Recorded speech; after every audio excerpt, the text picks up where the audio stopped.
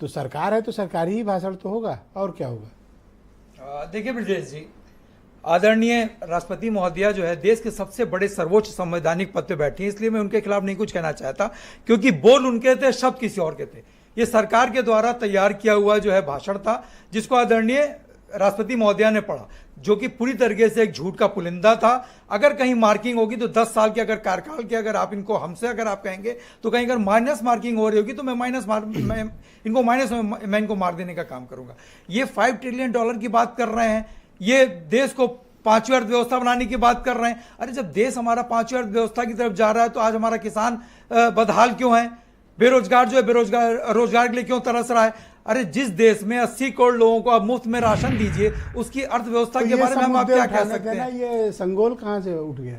नहीं देखिए, वो आपके मेंबर ऑफ पार्लियामेंट को जो दलित समाज से वो कह रहे हैं मानसिक दिवालिया। आधा मिनट में क्या कहा? मानसिक दिवालिया है। आधा मिनट में समीर भाई की बात को मैं जवाब देना चाहता हूं। ये जमीन सरकारी और हमारी, ये ना मालूम क्या बात कर रहे थे, लेकिन जिसको ये अपने गोद में बिठा लिया ना, ओम प्रकाश राजभर को, ओम प्रकाश राजभर ने खुले मन से सोनभद्र में कहा था ब्रजेश जी कि जो जमीन सरकारी है वो जमीन हमारी है, और अपने कार्यकर्ताओं से कहा था निकल करके बाहर जाओ और सरकारी जमीनों को कब्जा कर लो। ये शायद इन्होंने नहीं सुना होगा। अगर जिसको हमारे वहां कोट कर रहे हैं, हमारे नेताओं के ऊपर कोट कर रहे हैं, अगर एक भाषण उस तरीके का सुना गलती हो गई, मुंह से निकल गया। नहीं, मुंह से कैसे निकल लगा? आपने पूछा तो उनसे, आपने पूछा। और रहा सवाल देखिए कल्याण सिंह जी का, कल्याण सिंह जी को इन्हीं की पार्टी ने दरकिनार कर दिया था। वो तो हमारे आदरणीय नेताजी थे जिन्होंने उनको सम्मान दिया, क्योंकि पूर्व मुख्यमंत्री रहे हैं, एक उनका कद रहा है। यही लोग थे जिन्होंने उनको पार्टी से निकाला था, नेताजी थे जिन्होंने। तब मैं रिपोर्टिंग में था, एक चैनल पे काम कर रहा था।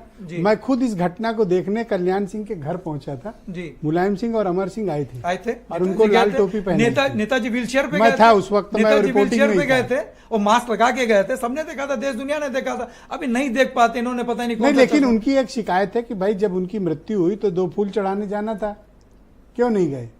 अरे तो नेताजी गए तो थे, वो अखिलेश जी चाहते हैं वो भी चले जाते।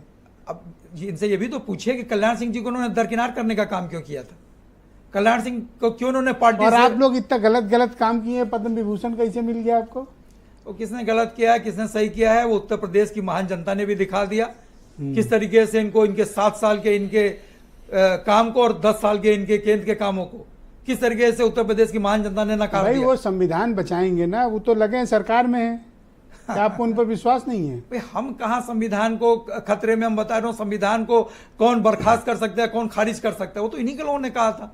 लल्लू सिंह, अगर इनके अंदर नैतिकता है, उसी का तो पहाड़ रचा आपने चुनाव में। अरे तो अगर कह रहे हैं कि वो अगर इनके अंदर, अगर समीर भाई के अंदर, अगर समीर भाई संविधान के रक्षक हैं और आरक्षण को बचाना चाहते हैं तो अभी लल्लू सिंह जी को पार्टी से निकाल दें। अनंत कुमार हेगड़े को भी बोल दें कि हम पार्टी से निकालते हैं। दिव्या हार गए, देखो क्या हाल हुई लल्लू। दिव्या कुमारी जी को डिप्टी चीफ मिनिस्टर पद से हटा दें।